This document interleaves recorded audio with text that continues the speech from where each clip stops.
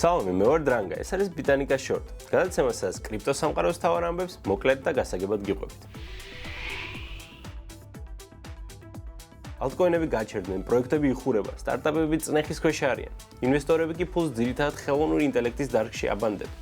სცენარი მარტივია, ვენჩურული კაპიტალის ნახევარი ახლა AI-ში მიედინება. ალტკოინებში კი მხოლოდ 4.8 მილიარდი დოლარი და ამის ნახევარი სულ ერთი ინვესტორისგანაა. რომ შევაჯამოთ ალტკოინები საკმაოდ სუსტ მდგომარეობაში არიან. არიზდებიან და თითქოს ჰორიზონტზე სიახლეც არ ჩანს. ამბობენ, რომ ბაზარი გადავიდა ერთ ბირთვზე, ანუ ბიტკოინზე.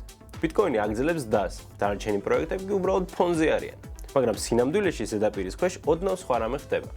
ბიტკოინის ვეშაპები, ისინი ვისაც 1000 BTC-ზე მეტი აქვთ, ბიტკოინს არ ყიდიან და მოთმინებით და ჩუმად ელოდებიან მომენტს. ამასთან ისე მატება, რომ მსხვილი ფონდები, საპენსიო და სუვერენული ფონდები, იწყებენ ბიტკოინის დამატებას თავიანთ ბალანსზე.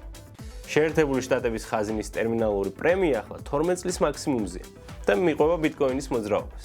მაგრამ თავარი რაც არ უნდა დაგვავიწყდეს ისაა, რომ ბიტკოინის ყველაზე დიდი ზდები მოულოდნელად ხდება ხოლმე. თითქოს დიდი აფეთქებებით. ვინც ვერ მოასწრო 2017-ში ან 2021-ში, მოგება პრაქტიკულად ნულის ტოლი ჰქონდა. ანალიტიკოსების პროგნოზით შოუ მხოლოდ ახლა იწყება, ასე რომ მზად იყავთ. ახლა გადავიდეთ კრიპტოსლენგის რუბრიკაზე. დღევანდელი სიტყვა ალტსეზონი.